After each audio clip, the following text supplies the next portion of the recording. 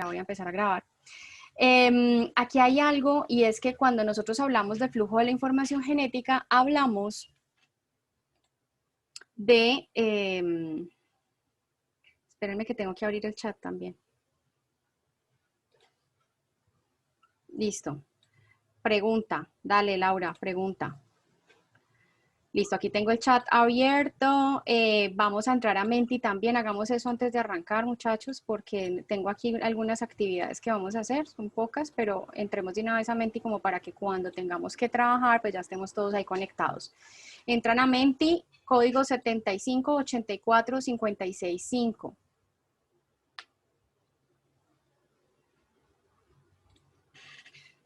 Juan, te voy a responder en público, qué pena contigo, no te preocupes, nos dimos fue un tiempito de descanso por el intermedio de las clases y ya vamos a arrancar, ¿listo? Listo. Bien, Ve yo cómo es el código, perdón. Ah, está allá arriba. 7584-565. Hoy es 16.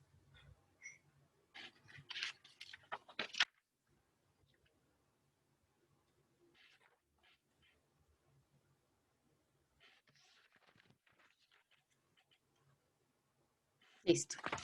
Entonces, vamos a continuar.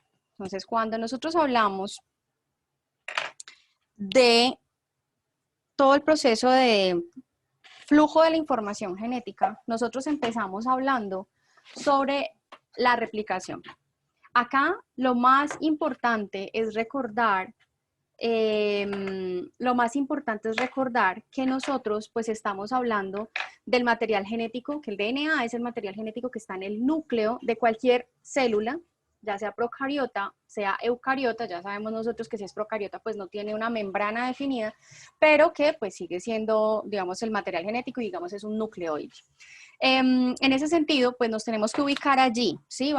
Voy a hacer ese recorderis porque digamos que no tengo unas diapositivas que los aterricen a ustedes allí, entonces yo quiero iniciar haciendo ese recorderis, recordando que cuando estamos hablando del flujo de la información genética, estamos hablando de que el material genético está en el núcleo de la célula, y aquí nos vamos a referir principalmente a las células eucariotas, que ese material genético se replica, pero que ese material genético al replicarse también puede, después de replicarse, también puede transcribirse, y ahí viene un proceso que se llama transcripción, y ahí se produce un RNA mensajero. Y ese RNA mensajero luego sale del núcleo en una célula eucariota, llega al citoplasma, y en el citoplasma se traduce para producir una proteína que finalmente va a tener una función biológica determinada. Bien, ese es el flujo de la información genética.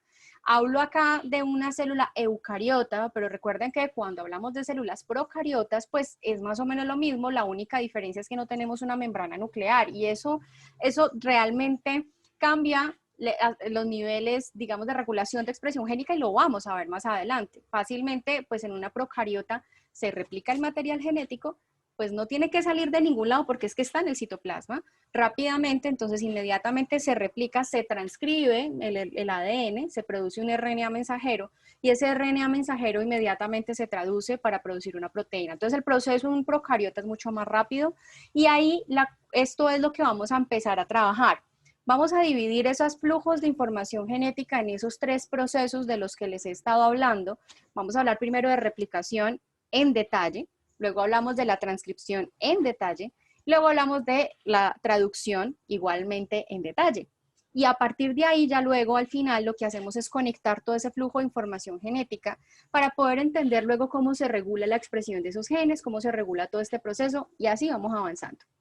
Como les decía en su momento cuando empezamos este semestre, esta es la fase, digamos, más dura, por así decirlo, a nivel de lectura y de asociación de conceptos, porque pues es mucha información nueva, muchas rutas de señalización, muchas, digamos, moléculas que están funcionando en cada fase. Por eso es que vamos entonces a hacerlo en bloques. Por eso empezamos en replicación, luego transcripción y luego traducción, y hoy arrancamos esta primera fase. Entonces eso es en lo que nos vamos a concentrar hoy. Por eso, entonces arrancamos con replicación de los ácidos nucleicos. Lo primero es que pues les dejé a ustedes una lectura, una lectura de un capítulo, les dejé un taller para que guiaran esa lectura, y aquí lo que vamos a hacer es la misma dinámica de ir avanzando. Vamos a ir resolviendo juntos ese taller, vamos a ir dando respuesta a esas preguntas juntos, y al final vamos, pues, bueno, y adicionalmente les había dejado también unos videos que son prácticamente los videos de la clase, y eso nos va a ayudar un poco a hacer esta clase más dinámica, para que sea más de resolver dudas que ustedes todavía tengan allí, más que una clase magistral. Este espacio es dedicado a eso porque pues prácticamente la clase ya está para ustedes lista, ¿listo? Ya se las di en los videos de alguna manera, ¿bien? Sin embargo, entonces hoy vamos a ir haciendo recorderis, y voy a ir haciendo, van a ir ustedes haciendo pues las dudas que tengan. Voy a mirar un momentico acá al chat.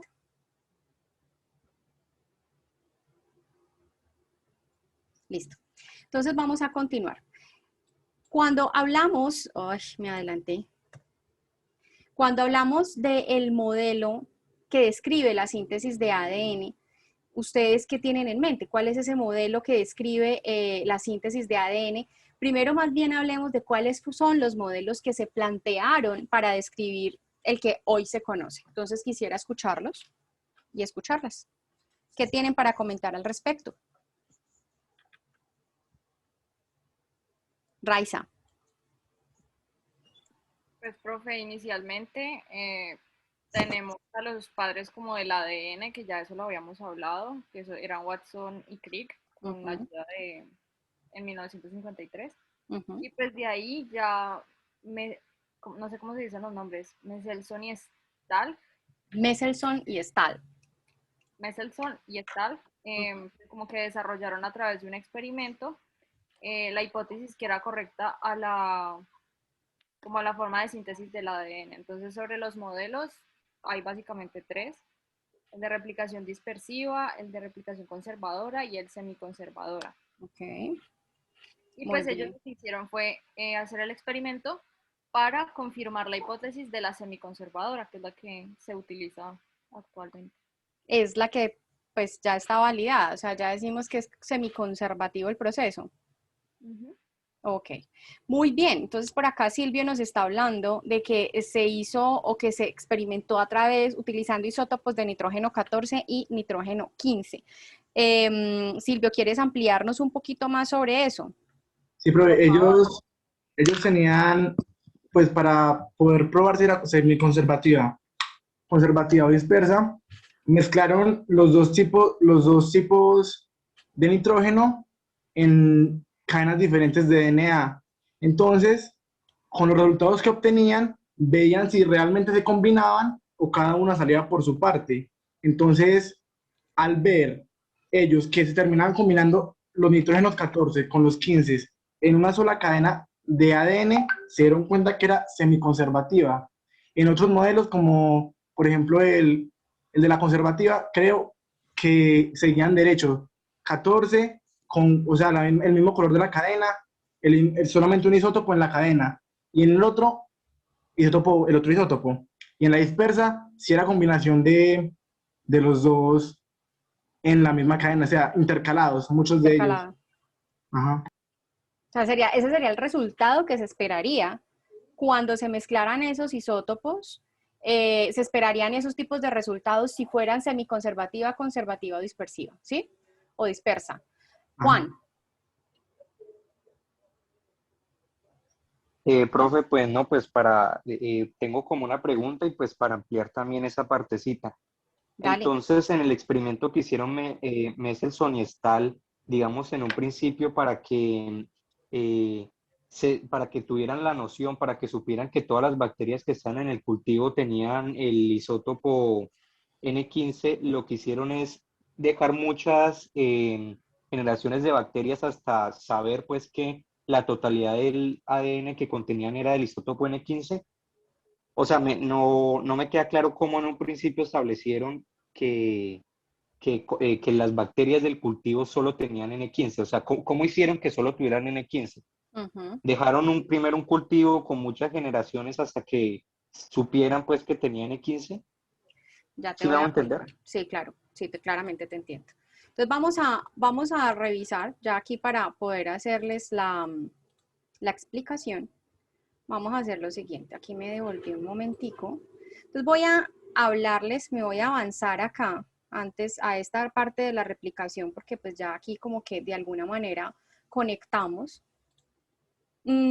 Básicamente estos son los resultados que ustedes están contando. Entonces, lo primero es hablar, es explicar y es decir que básicamente lo que nosotros conocemos ahora como ese proceso de replicación, el modelo de replicación que se ha planteado y el que se ha evaluado y se corroboró es el modelo semiconservativo, pero ya tenemos claro que hay dos modelos más y eso es lo que queremos entender, por qué se llega a eso. Entonces, lo que estamos hablando en este momento, lo que nos está compartiendo Silvio, lo que nos está consultando Juan, es básicamente cómo llegamos, el experimento que llegó a dar este resultado, que llegó a darnos la afirmación de que es el modelo es el semiconservativo.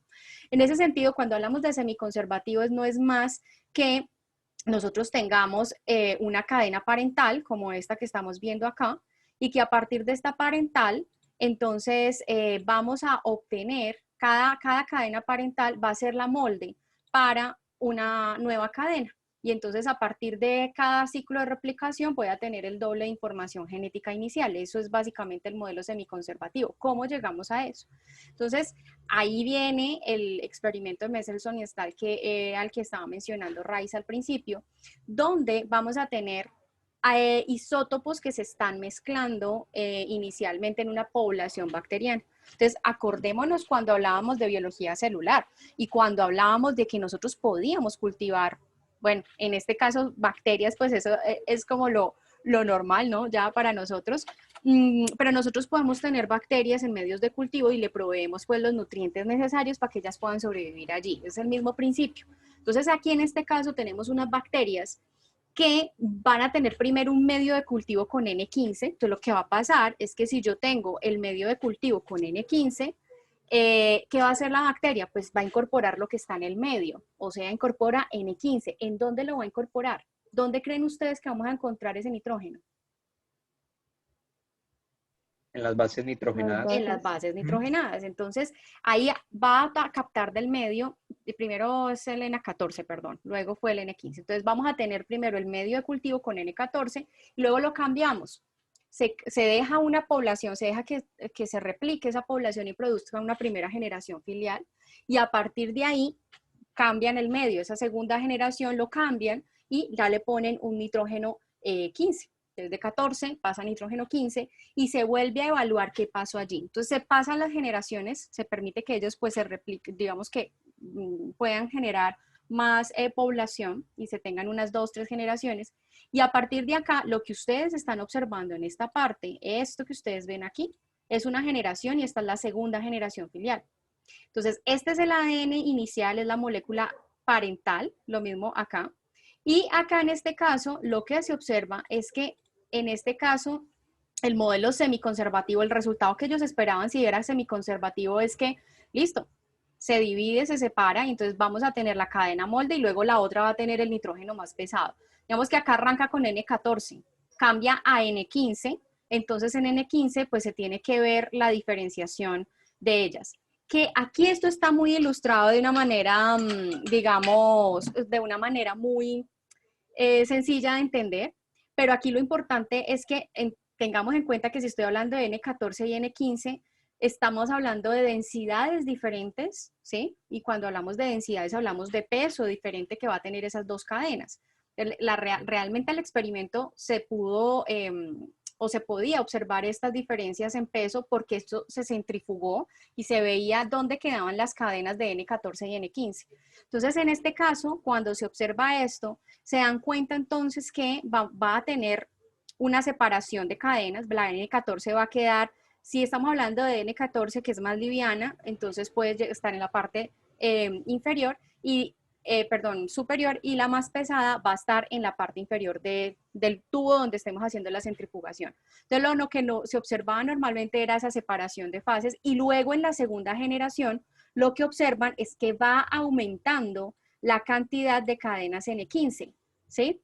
¿Qué quiere decir eso? Pues que ya a medida que pasa la población, pues ya aquí vamos a tener como parental una hebra de N14, pero que se va a mezclar con N15, que es el nitrógeno, pues que digamos que son las cadenas de ADN que se están produciendo con el nitrógeno que está en el medio, ¿sí? Y que al final, toda la población al final van a tener N15, ¿sí? ¿Me hago entender? ¿Es claro para todos esa parte? Sí, profe. Sí, señora. Señora. Si hay dudas, por favor, voy a habilitar por acá los comentarios, que se me ha olvidado comentarlo por acá, para que ustedes puedan escribir si hay dudas, si pues les da cosita mostrar o decir algo. Entonces voy a dejar los comentarios por acá para que puedan hablarme también por allí, ¿listo? No quiero que esto se quede como con la duda. No quiero que esto quede ahí sin poder resolver. Listo, entonces, cuando hablamos de ese modelo semiconservativo, este era el resultado que se esperaba, ¿sí? En ese entonces no se sabía que eso iba a ser así.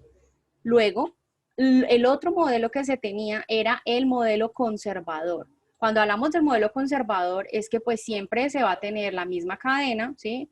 Si yo tengo la cadena N14, pues luego voy a tener N14, o sea, no va a haber ningún molde de nada.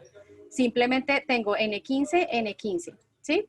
Y lo mismo acá, lo que pasa es que ya a través de las generaciones, pues ya se va a ver un aumento del N15, pero no se van a ver como mezcladas las cadenas, porque es que una no es parental, pues no es parental, no es el papá de la otra, sino que se conservan ambas cadenas. Entonces ahí, en ese sentido, pues este sería el resultado que se observaría, un resultado donde vamos a ver siempre, o por lo menos en la segunda generación filial, no vamos a ver dos bandas separadas, una de N14 y otra de N15, sino que vamos a ver dos bandas acá y aquí ya en la segunda generación ya casi todas que fueran N15. ¿Bien? ¿Hasta ahí?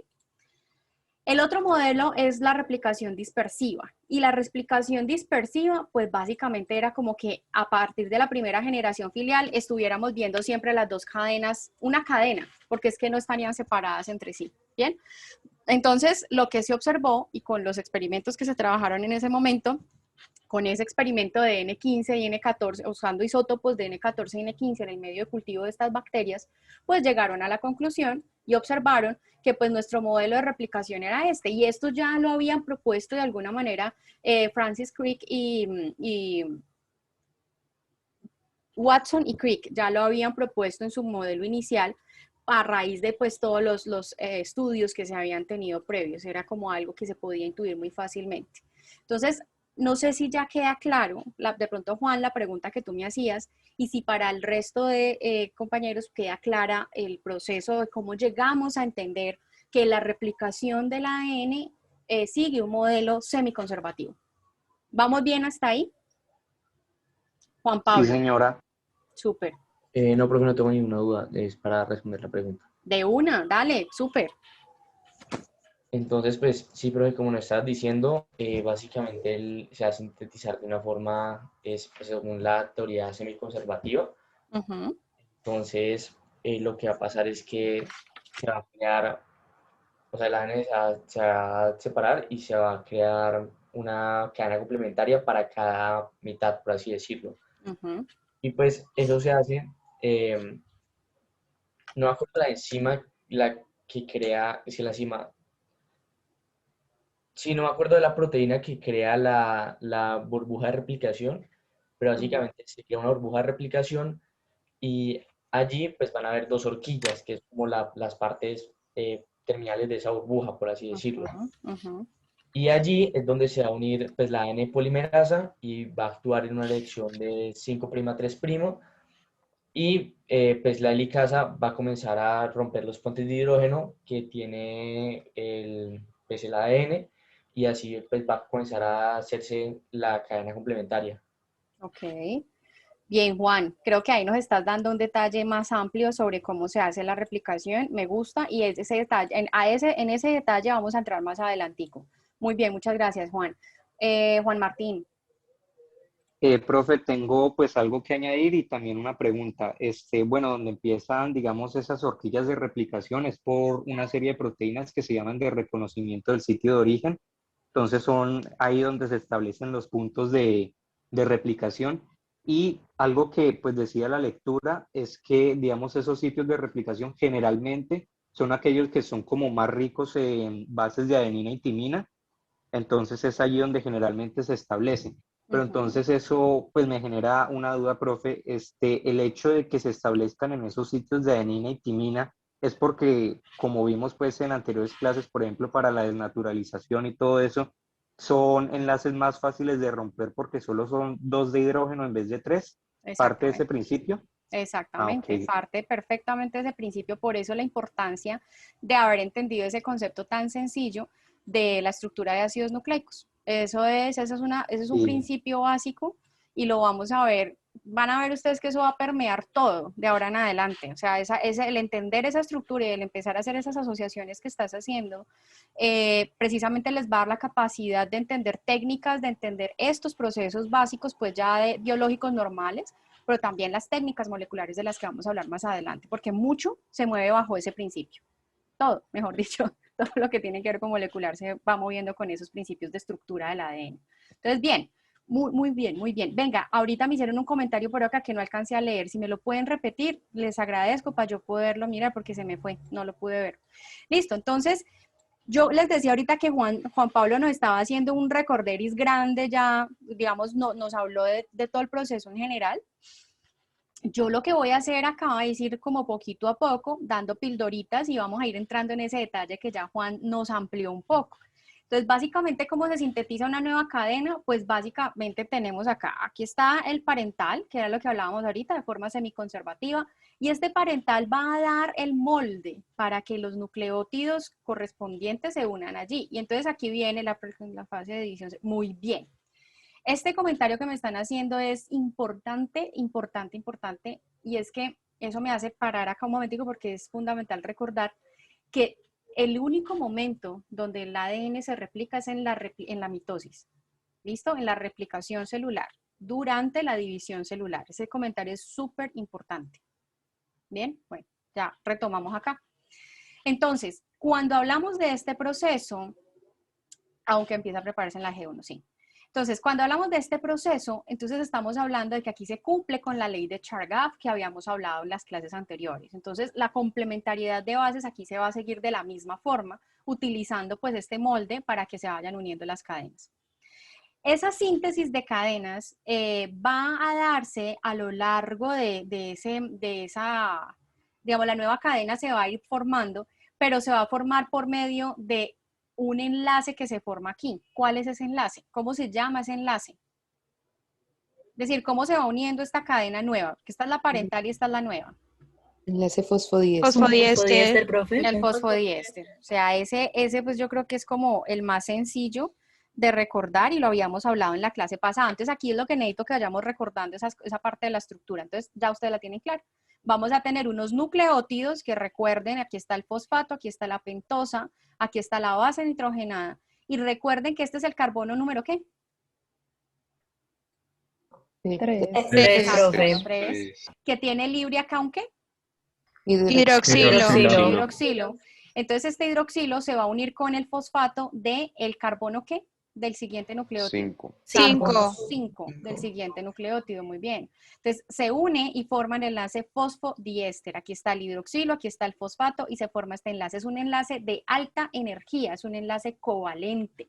Aquí es importante recordar entonces que la estabilidad de esta molécula, digamos que a lo largo de la cadena inicial, de la cadena nueva que se está formando, se estabiliza con un enlace covalente, pero entre esas dos cadenas nuevas que se están formando, ya ellas se estabilizan por puentes de hidrógeno y creo que eso es importante retomarlo allí. Bien, entonces así se crea una cadena nueva de ADN. Digamos que por ahora no nos vamos a meter en el contexto grande que nos habló Juan, sin embargo Juan aquí nos habló ya de la horquilla de replicación, vamos a ir entrándonos allá.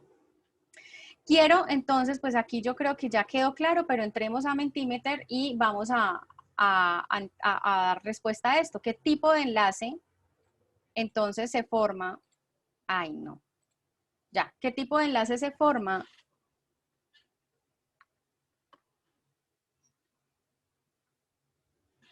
En una cadena sencilla.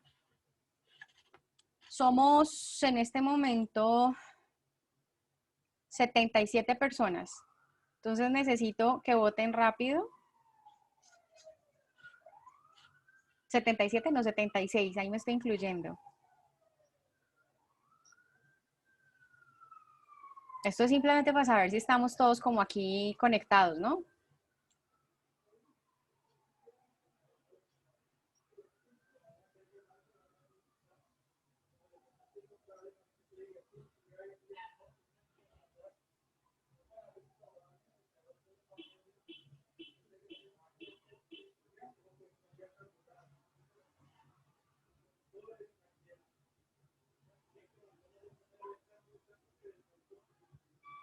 Listo.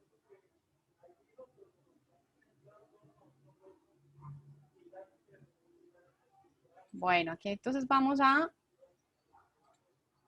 ya ver el resultado. Muy bien, entonces, vamos 71 personas que hemos votado hasta el momento. La mayoría estamos conectados acá, estamos en que el tipo de enlace que va a unir un nucleótido entre sí para formar una cadena sencilla, pues es el enlace fosfodiéster. Lo hablamos ahorita, lo acabamos de decir. Aquí ya tenemos uno que nos dice glucosídico, 4 que nos dice puentes de hidrógeno, otro que nos habla de éster. Entonces recordemos, estamos hablando de la cadena sencilla, es decir, cuando se está formando el polinucleótido de ahí para abajo. Entonces estamos hablando ahí de el enlace fosfodiéster. El puente de hidrógeno, recuerde que lo que hace es estabilizar con la otra molécula, ¿bien? Entonces ahí quiero que estemos como muy atentos en ese aspecto. Bien, vamos a avanzar entonces. Estamos conectados, la mayoría estamos aquí, la mayoría. Eso está bien. Vamos a ver, no me muestra resultados. Bueno, vamos a avanzar. ¿Cómo se une un nucleótido a la nueva cadena? ¿Quién lo hace y qué requiere? Aquí ya vamos a entrar en detalle. Como les decía ahorita, vamos a ir como pasito a pasito. David Santiago. O sea, aquí ya estamos hablando de la enzima en sí. ¿Cómo se une ese nucleótido? O sea, ya estamos hablando es cómo se forma en sí el enlace fosfodiéster, ¿sí? ¿Quién lo hace y qué requiere? O sea, ya nos vamos a entrar en el detalle. Vamos con David Santiago. Bueno, ¿quién lo hace? Una Sí, enzimita muy bonita que se llama la DNA polimerasa. me encanta, muy bien. ¿Cómo se une el nucleótido? Pues bueno, sabemos que hay un 1H en el carbono 5 de la desoxirribosa, pues, de la cadena que ya está formada, y se va a unir al primer grupo fosfato que está, o sea, que sale del carbono 5 de la deoxirribosa que viene entrando. Cuando se da este enlace covalente aquí, se despiden dos grupos fosfato que creo que se les denomina pirofosfato. Se despide de la enzima y pues ya, ¿no?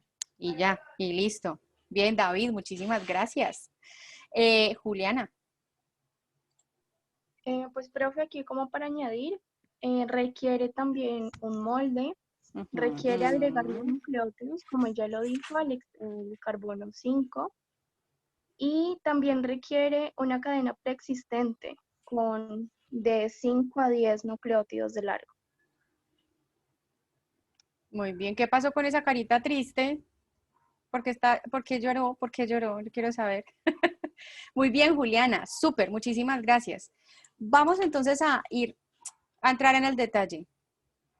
Juliana, bueno, listo.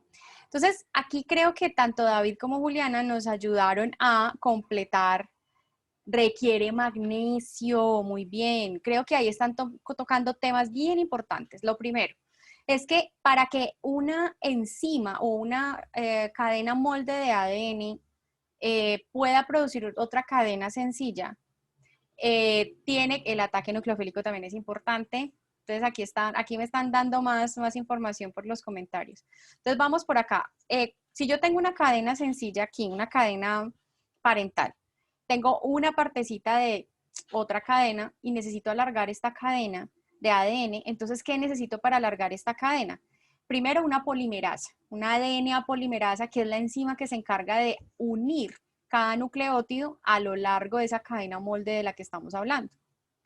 Adicionalmente, necesito nucleótidos trifosfatados. ¿Eso qué quiere decir? Necesito 3 fosfatos en ese carbono 5'.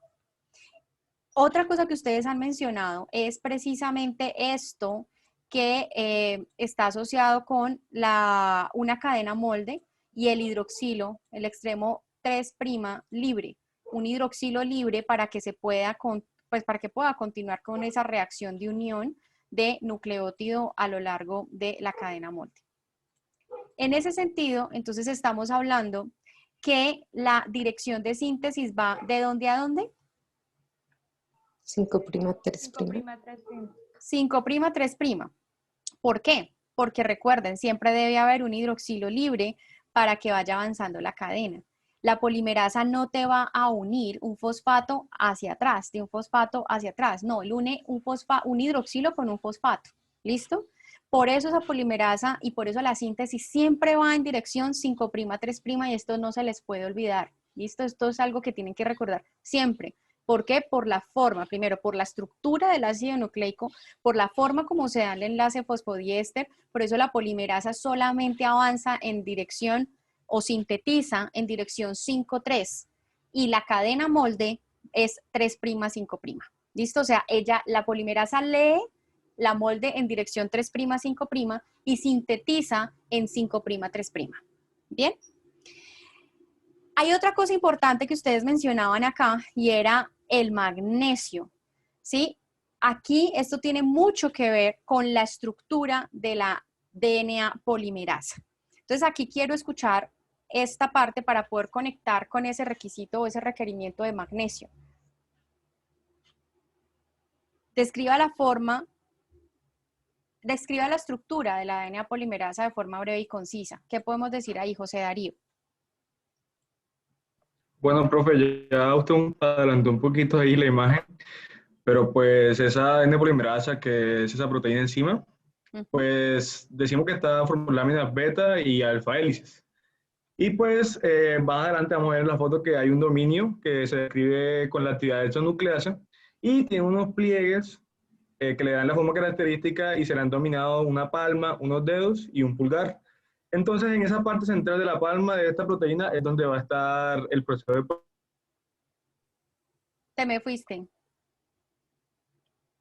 Pero no sé si será mi conexión. No, no me escuchó lo del final. No, me escuché. quedé. Se muteó. Ah, sí.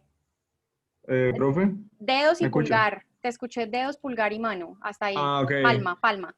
Sí, dedo, pulgar y mano, y pues en la parte central de la palma es donde se va a dar esa actividad de polimerización.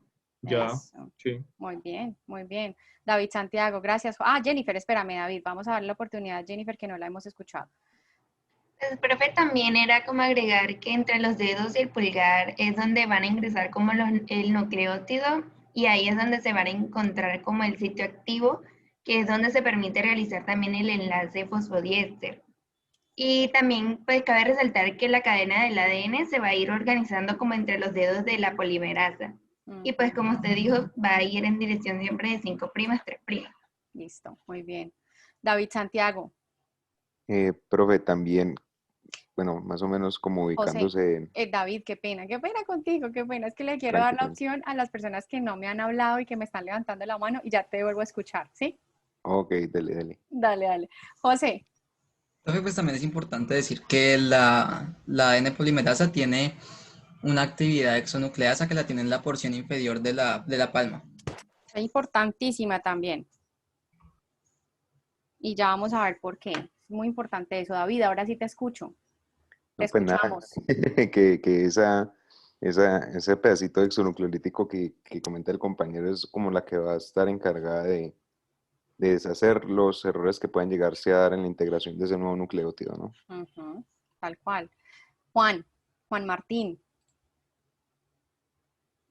Y profe, pues también ando como corto de internet, pero no sé si ya lo mencionaron, que también la DNA polimerasa no consigue su efecto, no comienza la replicación si no existe primero una primasa, que igualmente es un tipo de polimerasa, que coloca un cebador, que es una cadena de ARN con un extremo 3 hidroxilo, de donde la DNA polimerasa puede comenzar a hacer la replicación.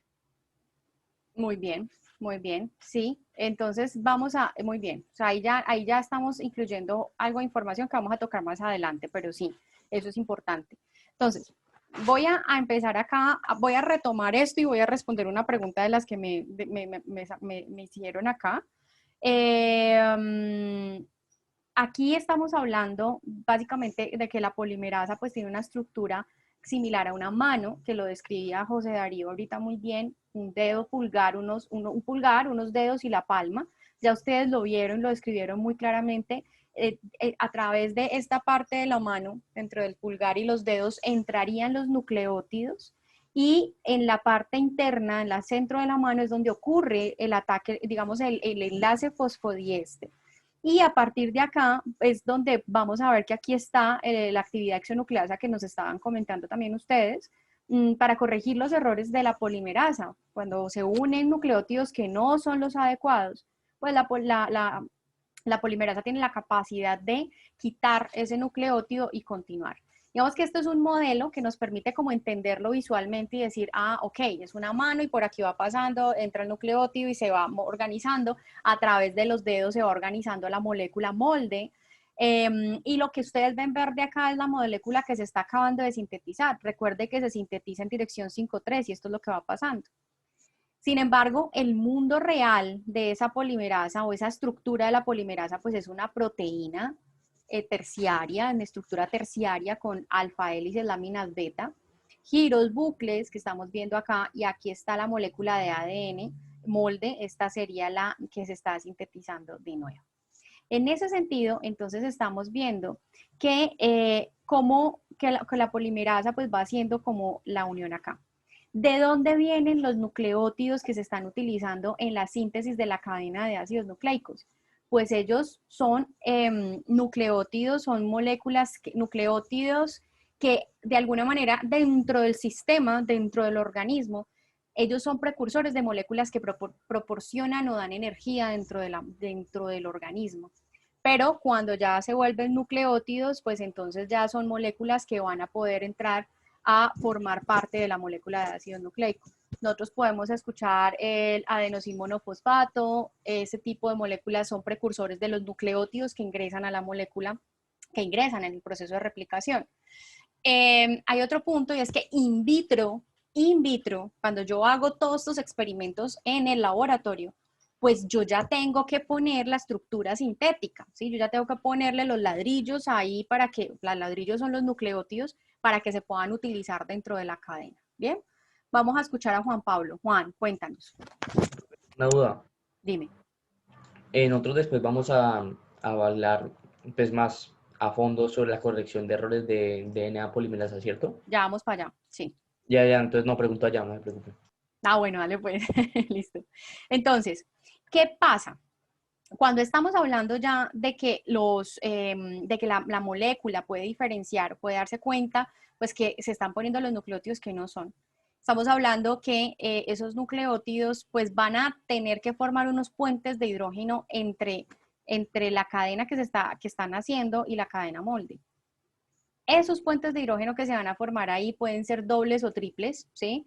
Pero el sistema, o sea, el sistema regula eso.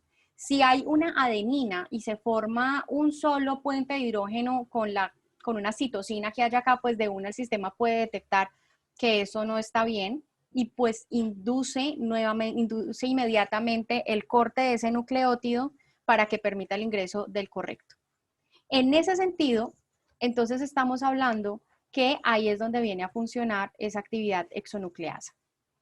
Vamos a hablar acá de los tipos de polimerasas que podemos tener. No sé si alguien quiera comentar acá o voy avanzando porque siento que ustedes ya tienen como muchas cositas claras y yo voy como en un ritmo más lento. Entonces no sé si queramos como ir avanzando un poquito más rápido, me voy avanzando, saltando preguntas o quieren seguir como que vayamos haciendo la participación como la vamos haciendo, como la hemos estado haciendo. Díganme ustedes, se pueden hacer comentarios por acá. ¿Seguimos así como despacio o me voy saltando y voy avanzando un poquito más rápido? Yo creo que de pronto lineal no nos perdemos tanto, profe, porque sí está un poquito denso. Ah, bueno, entonces vamos despacio. Seguimos así entonces. Entonces devolvámonos acá y hablemos sobre los tipos de polimerasas que hemos identificado. Entonces, aquí quiero escuchar a Valentina Buitrago. Bueno, profe, pues vamos a tener diferentes tipos de polimerasas, tanto en eucariotas como en procariotas. Y en eucariotas vamos a encontrar que tenemos la alfa, la beta, la epsilon, gamma y algunas otras, y cada una de ellas va a tener como una función específica. Por lo menos la alfa se va a relacionar con una primasa y van a iniciar la síntesis de fragmentos. La beta va a reparar el ADN, y tenemos otras que hacen replicación del ADN mitocondrial, otras sintetizan cadenas líder y la otra rezagada. Y en procariotas, por ejemplo, tenemos ADN polimerasa 1, 2 y 3. Muy bien. Entonces, vamos a tener diferentes tipos de polimerasas allí. Laura, gracias, Valentina. Profe, pues yo tengo una pregunta respecto, pues pienso que se debe ver a la estructura de ellas, ya que 3 solo son las que tienen esa actividad exonucleasa 3', que era la sigma, gamma y epsilon, si no me equivoco. Entonces, ¿es a qué se debe que las otras no cumplan con la función? Ok. Esa respuesta es una respuesta sencilla, evolución. Evolución. Todas esas proteínas que nosotros tenemos en este momento son variantes de la estructura inicial y que le han dado al organismo pues esa capacidad de hacer replicación con diferentes polimerasas. La polimerasa alfa es primasa, pero vamos a verlo acá. Aquí está. Entonces, vamos a ver que cuando hablamos de diferentes tipos de polimerasas que ustedes las han mencionado, alfa, beta, gamma, epsilon, delta, en eucariotas. No olvidemos que esto es eucariota. Entonces, ustedes me han mencionado, y me acuerdo que me habían preguntado ya ahorita, que si la polimerasa alfa estaba relacionada con la primasa, si podemos decir que es lo mismo. Pues sí, podemos decir que la alfa, la polimerasa alfa, es la que tiene esa capacidad de poner primers, es decir, que él no necesita una cadena molde para empezar a trabajar, lo que sí necesitan las otras polimerasas. La polimerasa epsilon y delta son las polimerasas en eucariotas que normalmente se asocian con la síntesis de nucleótidos. Ahí todavía hay una discusión. Ustedes pueden buscar, por ejemplo, en Albert, si ustedes van a ver que les van a decir, mire, generalmente sí la epsilon es la más encargada del líder, la delta más encargada de la parte rezagada, pero la verdad, ambas pueden trabajar en cualquiera de las dos cadenas. O sea, eso es algo que yo les digo a ustedes de una vez, sean open mind. ¿Un cebador es un primer? Sí, un cebador es un primer. Yo aquí les digo, sean muy abiertos a esto, a poder digerir nueva información con relación a la biología molecular, porque a medida que avanzamos en investigación, avanzamos en entendimiento, pues vamos encontrando que muchas cosas se pueden ir modificando de lo que ya está establecido. Entonces, esta es una de esas. Digamos que ya se conoce que hay unas 2 enzimas. Gamma está en replicación mitocondrial, epsilon en síntesis de cadena líder, delta en cadena rezagada, pero no es digamos, excluyente. Podrían potencialmente estar trabajando en ambas cadenas. Y la beta está principalmente enfocada en reparación del ADN. Entonces, cuando hablamos de ese tipo de reparación, ahí ya hablamos es de polimerasas que se activan cuando se activa el mecanismo de reparación de mutaciones, que lo vamos a ver más adelante. Hay todo un mecanismo de señalización cuando la polimerasa mete la pata y no se corrige con la actividad exonucleasa y avanza. Cuando eso pasa, hay todo un mecanismo de reparación que se activa y dentro de eso empieza a funcionar estas polimerasas beta. Juan Pablo. Profe, pero entonces las polimerasas que vamos a ver, pues en su mayoría en este proceso de la transcripción y todo eso van a ser las últimas 2, ¿no? La delta y la epsilon, ¿cierto? Sí, claro, y esta también, la alfa, porque pues la alfa sin esta no arranca la replicación, como nos mencionó ahorita Juan. Ah, listo. Y la profe, replicación, dime. No, para decir que también existen las ARN polimerasas. Pero eso. De esas ARN polimerasas vamos a hablar cuando trabajemos transcripción, porque ellas son las que hacen la transcripción. Exactamente. Me gusta mucho tu comentario. Muchísimas gracias. Me sirve mucho porque ahí vamos conectando. Bueno, a mí me toca estar para allá y para acá con las listas porque, pues como estamos todos acá en los diferentes García Zuluaga. Estoy mirando aquí quienes me están participando también en el chat. Entonces, bien. Denme un momentico porque ya tengo varias personas que me han participado y no quiero dejarlas sin la notica. Listo. Entonces, creo que ahí ya tenemos como una idea. Ahora, ¿cómo es el mecanismo de unión de nucleótido por la DNA polimerasa? Aquí viene un cuento que es importante tenerlo claro, digamos que ahí por eso vamos despaciecito, porque sí, se hace un ataque nucleofílico, se hace el enlace fosfodiéster, pero ¿cómo se hace ese enlace fosfodiéster? Paula. A ver, pues ese ataque nucleofílico, según lo que entendí, pues necesita como de 2 magnesios, ¿no? O sea, un magnesio que esté ahí como neutralizando las cadenas de fosfato, y el segundo magnesio lo que está haciendo es, pues le quita un hidrógeno a ese OH que tiene el carbono 3, y entonces ya el oxígeno es pues electronegativo, y entonces se une al fosfato del nucleótido que tiene 3 fosfatos. Y entonces cuando se une se liberan los otros 2 fosfatos, o sea, el pirofosfato, y ahí así se forma pues el enlace fosfodiéster. Ok, muy bien. Entonces, creo que por acá también nos lo están compartiendo por el chat. Bueno, yo no puedo leer todo lo que me están escribiendo allí. Recuerden que ahí me toca leer como que me pongan poquita información o información concreta para yo poder leer, ¿sí? Y lo que nos acaba de compartir, ¿quién nos estaba hablando acá? Ay, se me olvidó. No, Sandra no era. ¿Quién nos estaba hablando ahorita? Se me fue. De tantos. Paula. Yo, Sí. profe, Paula. Paula, qué pena contigo. Gracias, Raiza, gracias, Paula.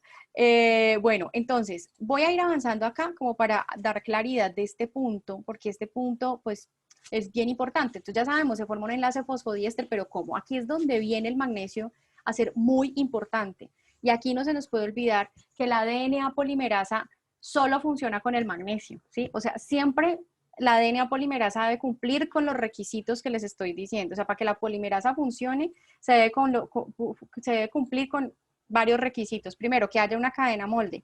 Segundo, que haya un extremo hidroxilo libre. Tercero, que haya magnesio. Y cuarto, que haya nucleótidos. Fundamental esto no se les puede olvidar. Entonces, ¿qué pasa? Cuando hablamos de un ataque nucleofílico, decimos que ese es el mecanismo mediante el cual se forma el enlace fosfodiéster. Entonces, cuando hablamos de que la molécula o la DNA polimerasa necesita magnesio, por lo menos necesita 2 moléculas de magnesio. ¿Para qué? Ustedes ya vieron que acá en esta parte, en el carbono 3, hay un hidroxilo, ¿cierto? De este nucleótido que viene como haciendo como precursor de la cadena nueva que se está sintetizando. Acá vamos a tener uno de los magnesios que tienen carga positiva, van a interactuar con un oxígeno, con 2 oxígenos de los fosfatos que tienen, acuérdense que el oxígeno es un átomo muy electronegativo, que tiene cargas parciales negativas, y va a interactuar con el magnesio. Este magnesio, una de las moléculas de magnesio, estabiliza estas 2 moléculas, que era lo que nos estaba contando ahorita Paula. ¿Listo? Entonces, una vez este magnesio neutraliza aquí, el otro magnesio lo que hace es por repulsión sacar el hidrógeno que estaba aquí. Recuerden que esto es un hidroxilo. Si ustedes se fijan, en este momento ya solamente hay un oxígeno. Entonces el magnesio que se ubica lejos acá en este otro fosfato, lo que hace es, como él tiene una carga positiva, hace repulsión con el hidrógeno que está acá y lo libera. Hace un proceso de liberación y permite que este oxígeno quede libre y haga un ataque nucleofílico directo aquí. Entonces, cuando hablamos de un ataque nucleofílico, quiere decir, haga de cuenta lo que habíamos hablado cuando se forma un enlace covalente, que este átomo es un átomo que en este momento ya no está unido a un hidroxilo, a un hidrógeno, está libre y está necesitando cumplir con su última capa de energía. ¿Qué necesita? Romper un enlace para él armar el suyo, el propio. Eso es un ataque nucleofílico. Ataca aquí, rompe el enlace que hay entre estas 2 moléculas, por eso se libera el pirofosfato, se libera agua. Entonces fíjense que en un proceso de síntesis de ADN, de esa síntesis de esa cadena se libera una molécula de pirofosfato, o sea, fosfato inorgánico, estas dos moléculas de acá se libera agua y se forma el enlace fosfodiéster. ¿Vamos bien hasta ahí? Profe, yo tengo una pregunta. Dime.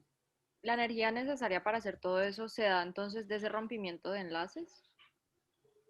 Claro, en este caso arranca por ese lado y la polimerasa también tiene que hacer gasto energético. Listo. ¿Listo?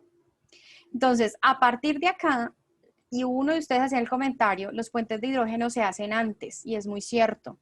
Esto es un prerequisito. Si se hacen estos puentes de hidrógeno, eso es algo como una validación donde la polimerasa puede decir, ah, check, este está cumpliendo la ley de Chargaff.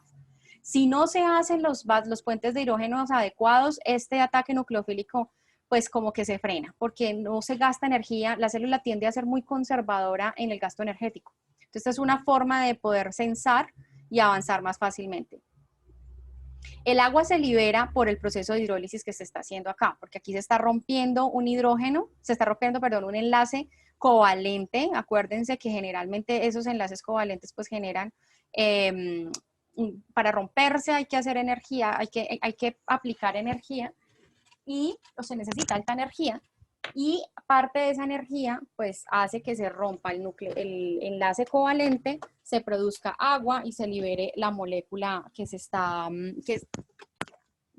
separen las moléculas que se tienen allí unidas. En ese sentido, acá se libera pirofosfato y agua. Ojo, muchachos, esta parte es fundamental porque esta es la base para entender los métodos de secuenciación que se utilizan actualmente para hacer diagnóstico molecular, diagnóstico genómico. ¿Sí?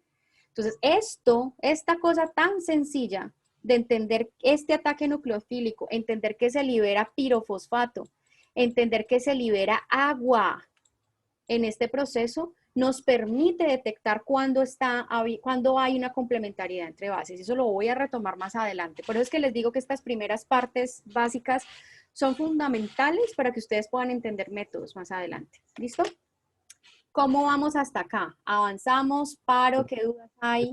Yo tengo una dudita. El magnesio entonces va a estar libre en el medio. En el medio. Sí. Listo. No, es que yo no sé por qué, o sea, no me había quedado claro. Yo pensaba que, o sea, el magnesio como que tenía algún tipo de enlace con el oxígeno y que gracias a ese magnesio, pues es que perrobaba el hidrógeno y pues hacía ese ataque nucleofílico del que hablábamos. No. El magnesio va a estar libre en la molécula, en la reacción. Y de hecho, cuando nosotros hacemos esto, es base también para entender la PCR. Una PCR es hacer una replicación de ADN in vitro. ¿Listo? Entonces, cuando hacemos una PCR, nosotros tenemos que adicionarle el magnesio en unas concentraciones determinadas. Todo esto hay que adicionárselo en una PCR in vitro. ¿Bien? Bien. Dime. No, qué bien, profe. Súper, listo. ¿Cuántas moléculas de pirofosfato se liberan? Según esto, hagamos el análisis ahí. ¿Cuántas moléculas por nucleótido se van a liberar? Una, profe. Una por nucleótido, ¿no? Por nucleótido, que se una. Bien. Juan Esteban. Profe, pues yo tenía más que todo una pregunta. O sea, todo eso está sucediendo dentro de la ADN polimerasa, ¿cierto? Esto, qué bueno. Buena pregunta. Exactamente, ¿dónde está ocurriendo esto en la DNA polimerasa? Qué buena pregunta. ¿Dónde? En la palma. La palma. En la palma. Voy a revolverme solamente para que miremos aquí. ¿Listo? Cuando vemos que este nucleótido entra, es aquí donde está ocurriendo todo eso que estamos hablando. Vale, profe, y otra pregunta. De una. O sea, todo esto es un mecanismo bastante largo y complicado, pero realmente para la enzima no es así. O sea, esto tiene que suceder en milésimas de segundos, ¿cierto? Claro, eso es rapidísimo. Esto, digamos que para nosotros es complicado y largo porque apenas lo estamos viendo. Pero una vez ustedes vean todo el proceso, se van a dar cuenta que esto ya es sencillo. Ahorita porque es mucha información, pero no es complejo. Vale, lo vamos a ver pues. cuando hagamos el resumen. Y claro, esto se hace a una velocidad altísima. Vale, gracias, profe. Listo. Muy bien. El otro punto es describir de forma breve y concisa cómo es el proceso de corrección de errores de la DNA polimerasa. ¿Cómo lo entendieron?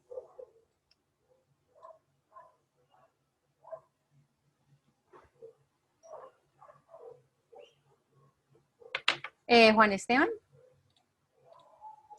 Ah, perdón, profe, dejé la mano arriba. Dale, listo. No, entonces yo avanzo aquí con esta parte. No hay problema. ¿Cómo se corrige el error? Como les decía ahora, es sencillo. Básicamente vamos a encontrar que... espérense un momentico que se me... Raiza, tú vas a hablar. Profe, pues ahora lo dijiste, una de las formas era por los puentes de hidrógeno, que en la cadena molde, o sea, si no se forman los puentes de hidrógeno adecuados, entonces pues ahí habría un error y empezaría una exonucleasa a como a censar, me imagino yo, la verdad, no lo entendí muy bien. Pues no es tanto, sí, no es Pero, tan, dale. entonces, entonces iría en el sentido 3,5' y pues ahí se liberaría el nucleótido que no está trabajando bien. Perfecto.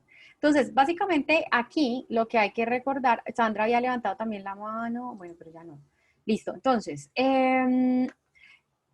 básicamente es que la molécula va a censar. Recuerden que esto está ocurriendo en la palma de la mano y en la estructura, pues en la palma de la, o sea, en la parte interna de la polimerasa. Entonces, en esa, perdón. Ay. En esa parte vamos a ver que la molécula entra, aquí el nucleótido entra, ahí lo primero que va a pasar es que se van a formar los puentes de hidrógeno y si no ocurren los puentes de hidrógeno como deben ser, adenina, timina, 2, guanina, citosina, 3 puentes de hidrógeno, entonces inmediatamente se va a mover la cadena hacia la parte de exocitosis.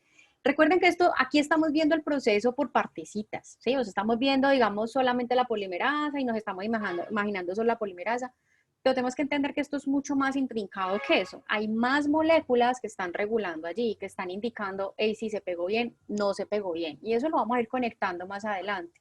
Entonces vamos a ver que hay enzimas que están haciendo ese proceso, que están analizando, entre comillas, analizando si se formó o no se formó el puente de hidrógeno adecuadamente. ¿Bien? Juan Martín. Profe, tengo una duda, pero quiere decir que, digamos, pues estoy suponiendo, digamos, entre, por ejemplo, purinas, se pueden enlazar entre ellas, aunque pues no debería ser lo correcto, pero puede llegarse a dar. Claro, esa es una de las principales fuentes de Yares Vanessa Suaza. Sí, mutaciones, esa es una mutación muy normal. Eso puede suceder. Uy. Lo que pasa es que para eso están los sistemas de vigilancia del organismo, pero es muy probable que suceda. Sí. Vale, profe, gracias. Listo. Bueno, entonces vamos a avanzar por acá. Y aquí pues tenemos un ejemplo de cómo ocurre pues ese proceso de exonucleasa que, como les digo, pues es muy, muy intuitivo ya como lo vemos. Entonces simplemente acá, si ustedes se fijan, llega una timina, va a unir, perdón, timina y citosina, llega la citosina y esa es la que va y se une ahí. Cuando ya se observa que no están los puentes de hidrógeno, pues simplemente hay una actividad exonucleasa, se libera y pues en caso de que ya se forme el enlace fosfodiéster, ¿no? Muchas veces puede simplemente no haber hecho el enlace y simplemente bota la cadena. Pero si ya se formó el enlace fosfodiéster y esto no ocurre, o sea, si no se forman los puentes de hidrógeno como deben ser, pues la actividad exonucleasa inmediatamente actúa y hace la liberación del nucleótido que no es. Muy bien, vamos otra vez a hacer una preguntita aquí como para saber quiénes estamos conectados, o cuántos más bien, porque no sé quiénes, pero sí cuántos. De los modelos de replicación del ADN planteados, ¿cuál se comprobó en organismos vivos? Aquí es un salto de tema.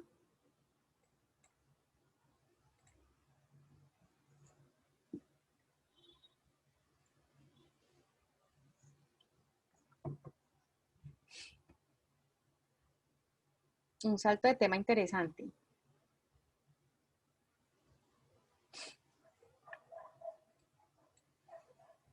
$59.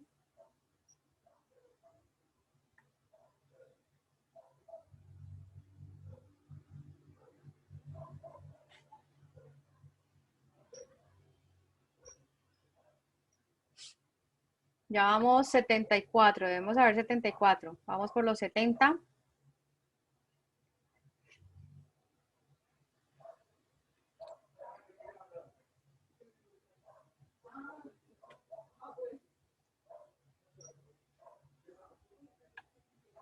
70. Bueno, vamos a avanzar entonces. Acá estamos, semiconservativo. Conservativa, difusa. Acordémonos entonces que el modelo es semiconservativo, que fue lo que hablamos hace un momento. Explicamos bien en detalle para que lo tengamos claro. Difusa no existe, que no es un modelo que se haya planteado. ¿Listo? Bueno, la mayoría estamos aquí conectados, eso está muy bien. Entonces vamos a continuar. Vamos a continuar por acá. Ahora sí, vamos a hablar de la famosa horquilla de replicación. ¿Por qué se llama horquilla de replicación? Porque es asimétrica la horquilla de replicación, ¿cómo se llaman las cadenas que se sintetizan? Ahí vamos a entrar como un poquito más en detalle. Julián Andrés, Aguado, y luego vamos con Emanuel, y luego con Juan. Listo, profe. Sí. Pues yo puedo decir una parte y si quiere Manuel dice la otra. De una. Pues tengo que son asimétricas porque deben crecer en manera antiparalela.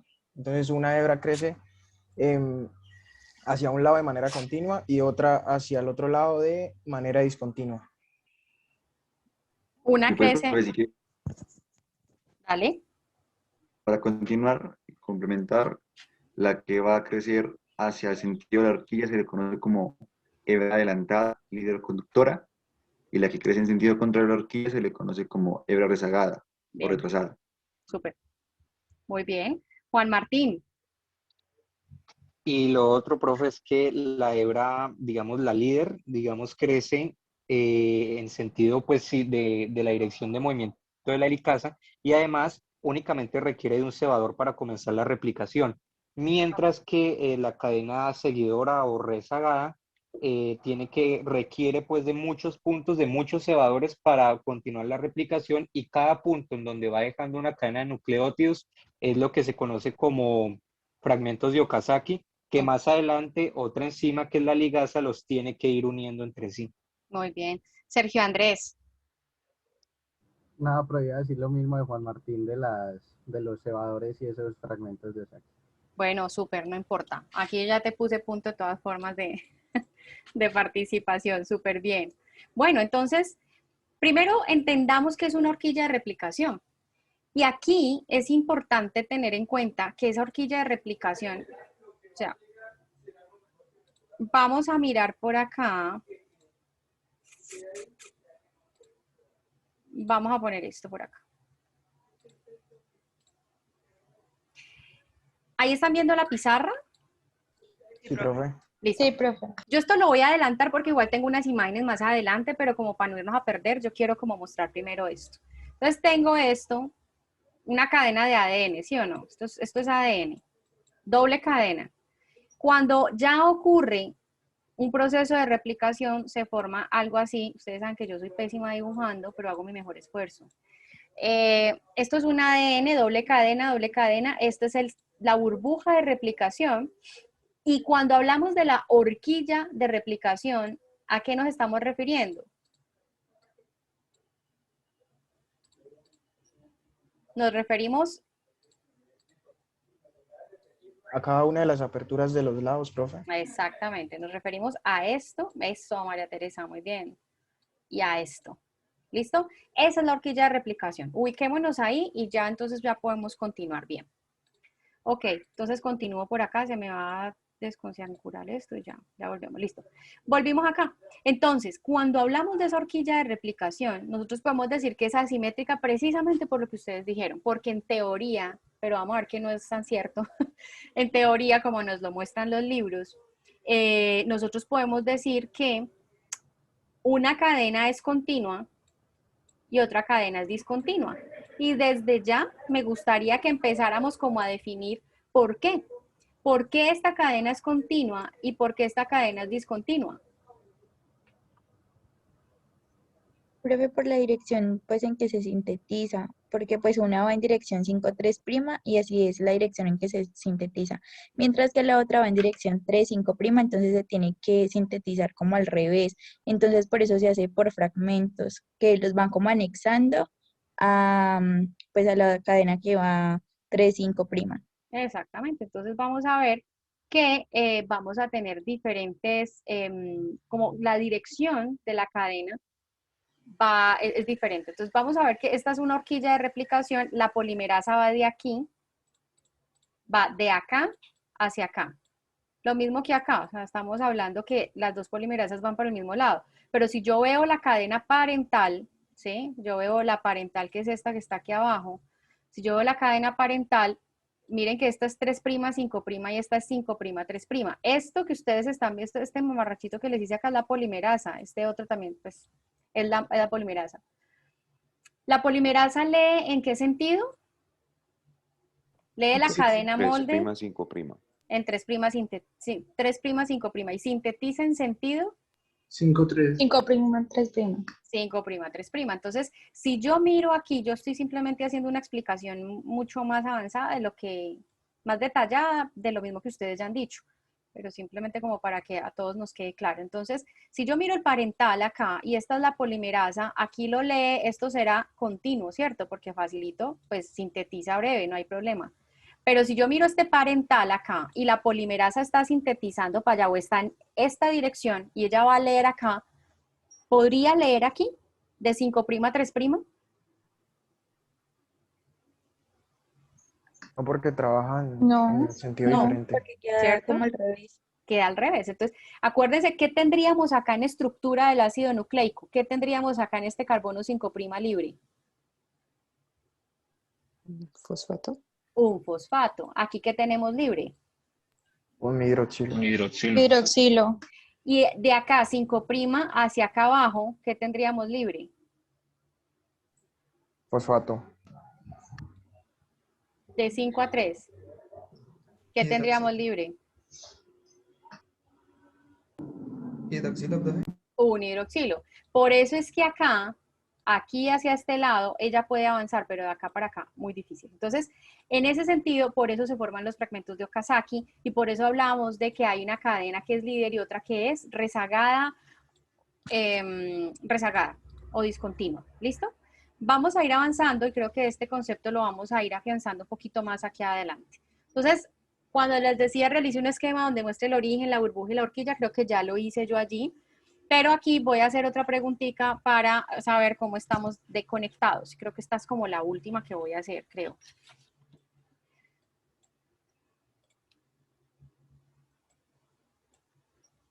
Entonces vamos rápidamente.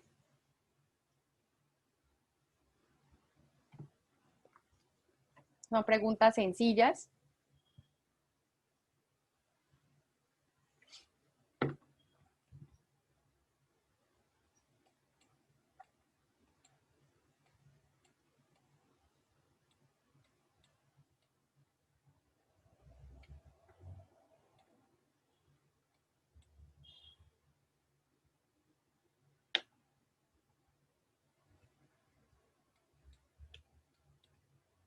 Bueno, aquí.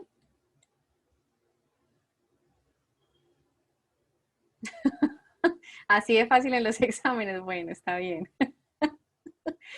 Yo les regalo algunas preguntas, la verdad que sí. Algunas, no todas, pero sí algunas. Listo. Voy a mostrarles por acá. Entonces, ¿qué vemos? Entonces, la mayoría, muy bien, estamos súper conectados. Todos estuvimos aquí conectados con esto. La polimerasa, entonces, tiene un modelo que conocemos como el modelo de una mano. Muy bien. Ahora sí, continuemos. Entonces, retomamos. Esto yo ya se los conté. Pero entonces, ¿qué me gustaría que ustedes entonces me digan? ¿Cuál es el origen? ¿Cuál es la burbuja? ¿Y cuál es la horquilla de replicación? Ustedes pueden interactuar acá. Entonces, quiero que ustedes me muestren primero el origen. ¿Cuál es el origen? Kevin, muy bien. Sandra, súper. José Julián, muy bien. Yares, Vanessa, muy bien. Entonces, ese es el origen de replicación. Ahora cuéntenme cuál es la burbuja. Todo eso es la burbuja. Muy bien. Todo eso, muy bien, la identificamos todos. Está súper. Muy bien. Ahora, ¿cuál es la horquilla de replicación? Esa es una horquilla de replicación, ahí hay otra, perfecto. Ahí tenemos 2 horquillas de replicación. ¿Cuántas? 2, ¿cierto? Muy bien. Entonces, ahí la tenemos súper clara. Me encanta porque todos están participando muy bien. Y creo que esa parte la tienen muy, muy clara. Entonces, vamos a ver acá. En este punto, muchachos, eso es lo más importante, que ustedes puedan identificar cuál es la burbuja, cuál es el origen de replicación y cuál es la horquilla de replicación. El origen, y ustedes lo están viendo aquí, y acuérdense una cosa que dijo, que comentó ahorita Juan Martín, que es importante, y la voy a retomar también más adelante nuevamente, y es que el origen de replicación está formado por adeninas y timinas. Principalmente es un punto donde hay repetición de adeninas y timinas. ¿Por qué? Porque tienen doble puente de hidrógeno, no más doble, no triple. Entonces es muy fácil romper acá y es muy fácil que las moléculas de reconocimiento lleguen, rompan puentes de hidrógeno, colonicen ese espacio y empiecen a abrir la burbuja de replicación. Entonces ese es un punto importante acá. Ya tenemos claro entonces que toda esta es la burbuja y que vamos a tener unas horquillas de replicación por acá. Vamos entonces a hablar cómo se inicia una horquilla de replicación. Y creo que acá, pues yo voy a ir avanzando un poco porque creo que ya se ha venido contando un poco más acerca de esto. No sé si alguien que no me haya participado todavía quisiera como hacer un resumencito o contarlo un poco más. O más bien avanzo yo. Elisa, dale. Bueno, pues primero se va a dar una señal pues de que hay que empezar a hacer la replicación. Entonces ahí hay unas proteínas que van a empezar el plegamiento que va a ser previo a ese punto de origen. Y a ese punto va a llegar la helicasa, que la helicasa no llega sola sino con su cargador y se ubica en el punto de origen, se libera el cargador y eso hace que se active la helicasa. Luego de la helicasa va a llegar como la primasa, que sabemos que la necesita la ADN polimerasa y ya. Y ahí ya se ubica para seguir la síntesis. Sencillo.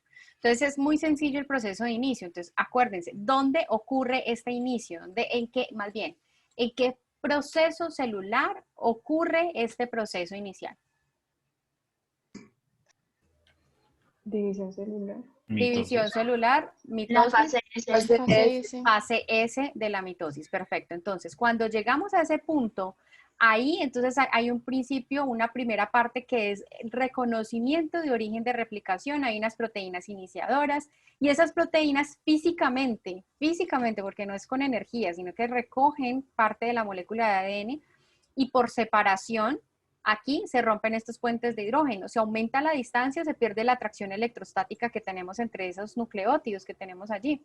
Y a partir de acá van a llegar entonces las helicasas, como Elisa nos está diciendo, con un cargador de esas helicasas que va a tener gasto energético. Ahorita lo miramos con un poco más de detalle y eso se los contaba muy bien a ustedes pues en el video. Y a partir de acá ya llega la primasa, que pues, ¿qué hace la primasa? ¿Poner qué? Unos cebadores.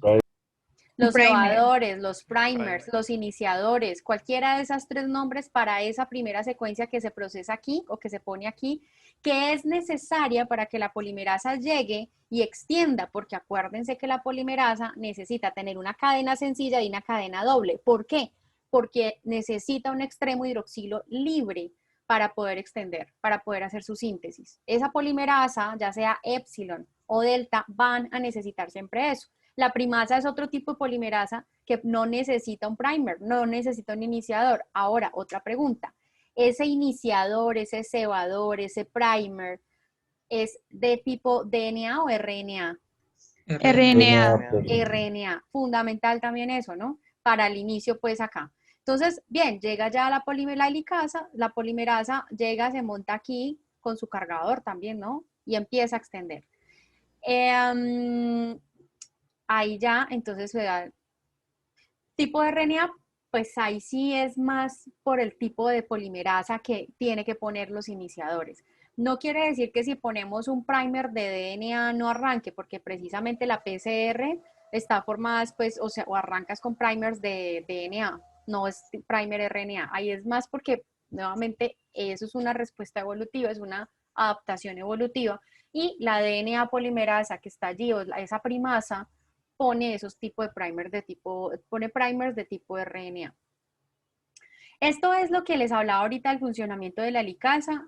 Aquí simplemente hay un gasto energético para romper ya estos puentes de hidrógeno que tenemos y ya hay un proceso pues de separación de esas cadenas. Ya luego llega la polimerasa, llega la primasa, se une, aquí empieza la primasa a poniendo el extremo 3' que les mencionaba ahorita, está el RNA y empieza el proceso de poner los primers, síntesis de primers. Luego, entonces vienen otras moléculas bien chéveres que son las single strand binding protein, que son estas moléculas de unión a una sola o a cadena sencilla, que su función principal es estabilizar estas cadenas que están acá.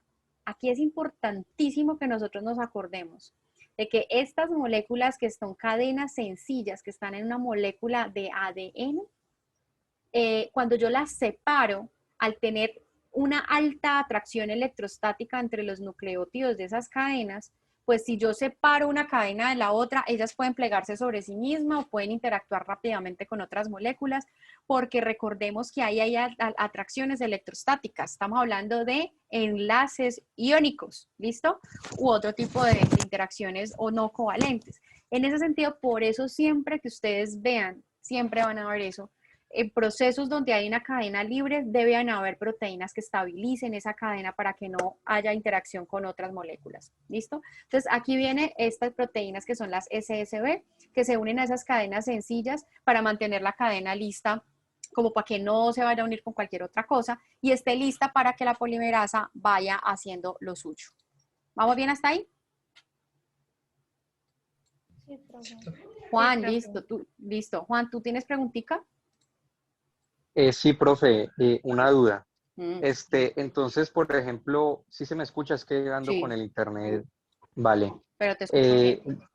Listo. Digamos, el año pasado cuando decían, no, es que no hay pruebas para el COVID, yo no sé qué, nos faltan pruebas y bueno, como los utensilios para pruebas y eso, ¿quiere decir que lo que se necesitaba eran cebadores para la replicación de ese RNA del virus o Juan, qué era lo que necesitábamos?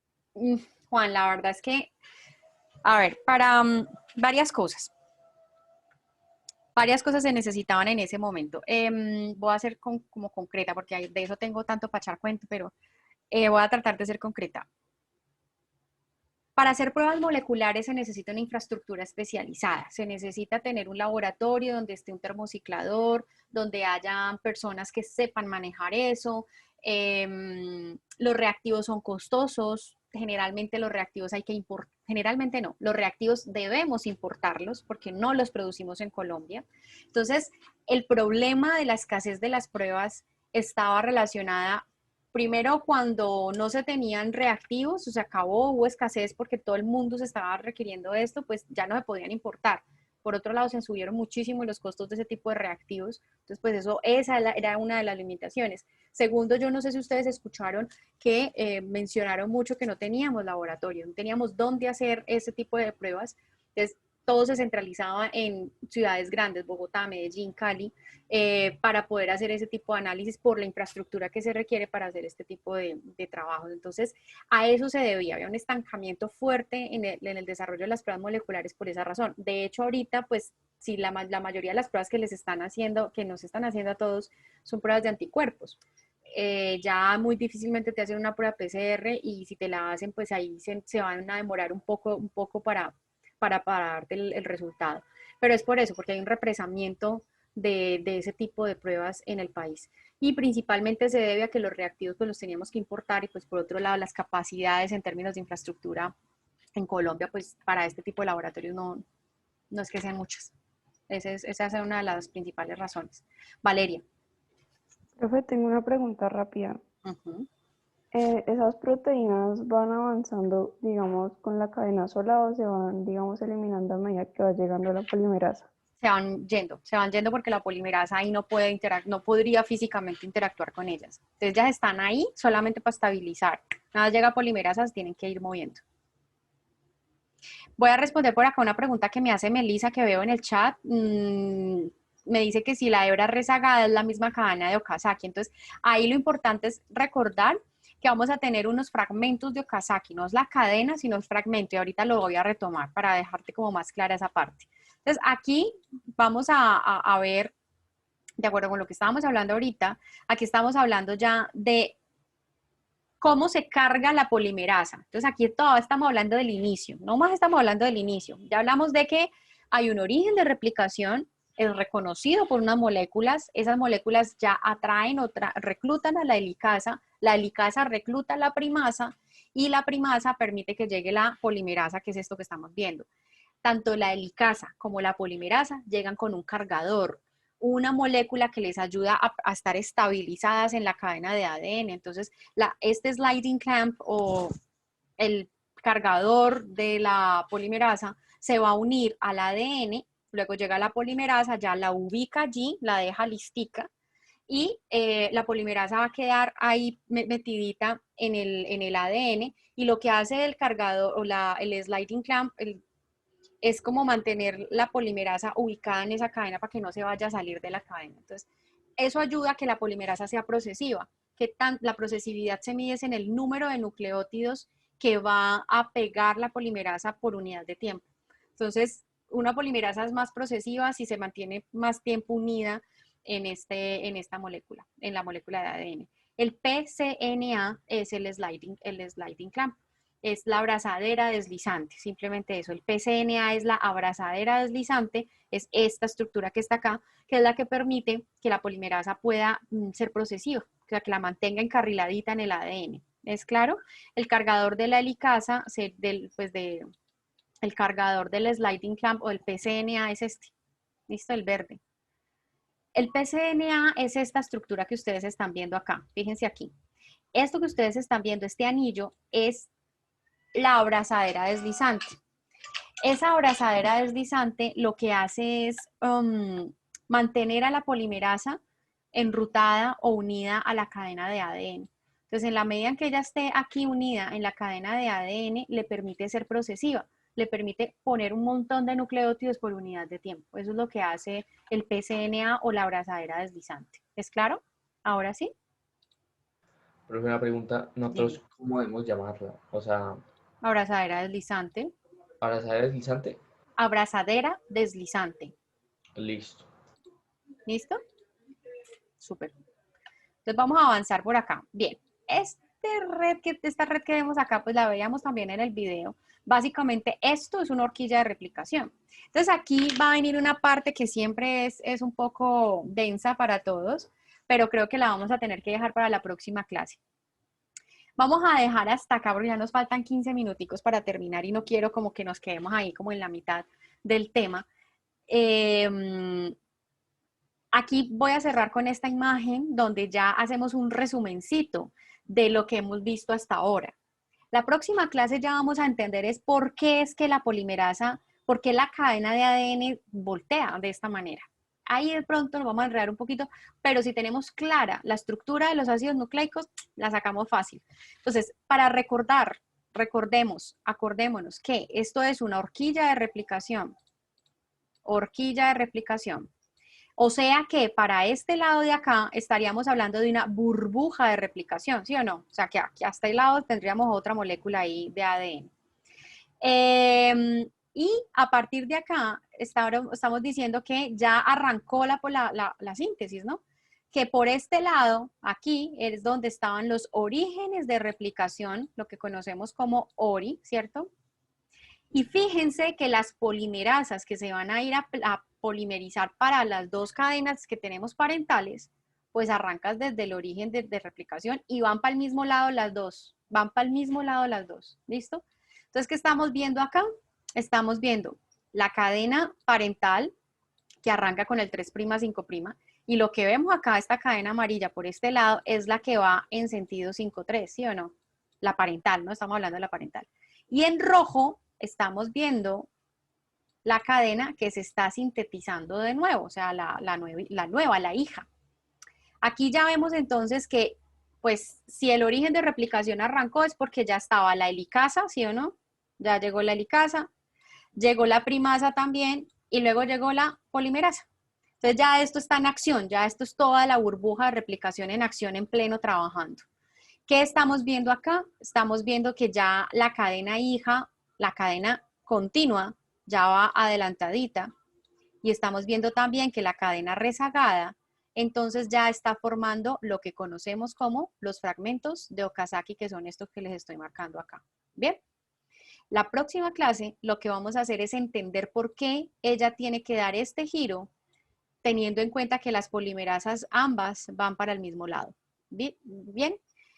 Clave aquí, recordar que la lectura que hace la polimerasa siempre es: lee la molde en sentido 3,5 para que pueda sintetizar en sentido 5,3. Esta es la regla de oro. Ya, con eso ustedes salen pues con esta parte. Pero esto lo vamos a trabajar la próxima clase, en eso nos tomamos un buen tiempo, lo vamos a trabajar con tranquilidad para que podamos entender esta parte. ¿Listo? ¿Cómo vamos hasta ahí? Profe, qué Muy pena. bien, profe. Muy bien. Listo. ¿Dudas? Profe, ¿cómo era que se llamaba el sliding clamp? Abrazadera deslizante. Eso, abrazadera. Gracias, profe. Listo, listo. ¿Queda clara esta imagen? ¿Queda clara esta figurita con tantas cositas? Súper. Sí, Dudas, profe, ya muchachos. la función de cada uno es como más claro. Claro, van a ver que al final, cuando hagamos ya el cierre de replicación, pues sí, uno ve un montón de cosas, pero al final uno ya entendiendo todo cómo va funcionando, ya es más fácil para uno poder avanzar. Listo, muchachos, pues me encanta que hayamos podido avanzar muy bien, a pesar de que estábamos todo el grupo reunido, casi 69 personas acá.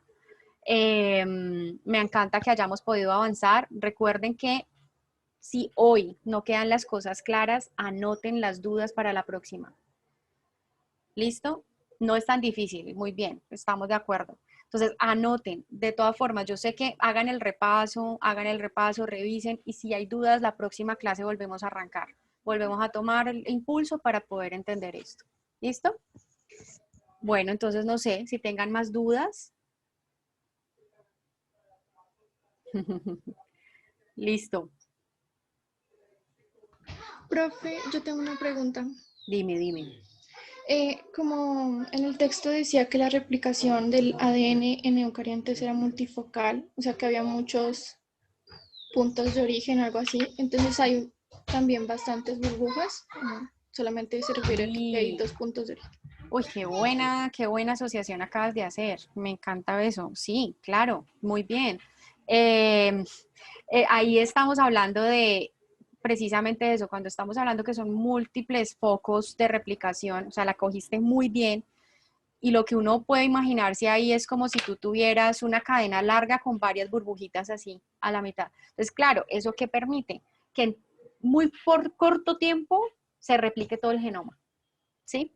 Porque vamos a tener varios puntos de inicios de oris, vamos a tener muchos oris en eucariotas, en procariotas es diferente. Pues porque solamente en eucariotas pues tenemos un solo cromosoma circular. Entonces, digamos que ahí tiende a ser más fácil. Pero en eucariota, entonces vamos a tener para un cromosoma, para un genoma completo, vamos a tener varios puntos, varios orígenes de replicación, por ende, varias burbujas de replicación. O sea, esa asociación que acabas de hacer me encanta. ¿Listo? Bueno, profe, gracias. Súper bien. Muy bien. Bueno, entonces... Profe, tengo una duda. De una, cuéntame. Esto, es que no me queda muy claro en dónde, o sea, yo sé que hay un punto que es el origen de replicación, pero no me queda claro dónde se ubica la ADN polimerasa, si en el punto de origen o si en las horquillas o en qué parte. Listo, no, es breve, ya te voy a mostrar acá. Yo creo que con este dibujo lo entendemos mejor. Cuando hablamos del origen de replicación es este punto. Fíjense que acá nos dicen, lo marcan en amarillo, en verde. Ya estoy como grave. No puedo decir que es daltonismo porque no son los colores. Ya estoy grave confundiendo colores. Entonces, este es el origen de replicación. Si te fijas, entonces llega la helicasa, abre, y fíjate dónde llegan las polimerasas. Estamos en el origen, ¿sí? Las polimerasas están acá. Fíjense que aquí, en esta imagen, aquí voy a hacer esa pregunta que me está haciendo me sirve mucho para... esto no me deja agrandar la imagen. Ay, qué mal. Bueno, no importa. Entonces, vamos a ver, o será que si yo le hago por acá, No, no tengo ninguna lupa. Bueno, no pasa nada. Vamos a ubicarnos acá, en esta parte, y si se fijan ustedes, esta es la burbuja, y aquí nos están diciendo, ah, mire, esta polimerasa va para este lado y esta polimerasa va para el otro, ¿sí o no? Si se fijan en esto, esto es lo que nos genera confusión para poder entender cómo es que se procesa en realidad. Cuando yo les estaba diciendo ahora, es que las dos polimerasas van para el mismo lado, y ustedes ven esto, se enredan, ¿sí? ¿Por qué lo hacen así? Pues para simplemente mostrarlo de manera rápida y decir, mire, esta es la cadena rezagada y esta pues va en el otro sentido, pero las dos polimerasas van para el mismo lado. ¿Bien? Entonces, ¿qué pasa? Cuando yo llego acá al origen de replicación, la polimerasa se ubica aquí y las dos van para el mismo lado, van para allá. ¿Listo? Entonces, podríamos decir que una vez la helicasa está aquí, la polimerasa va detrás de la helicasa. ¿Bien? Entonces van unidas directamente a la horquilla, a la horquilla de replicación. ¿Bien? Ok, profe, sí. Entonces van después de Profe. la polimerasa va antes de la primasa. Profe, una pregunta. Dentro de la coordinación, digamos, de todo el ADN extendido, digamos, de un cromosoma, y las múltiples burbujas que se forman, cuando las burbujas convergen, puede darse que una burbuja líder converja con una que es burbuja rezagada. No.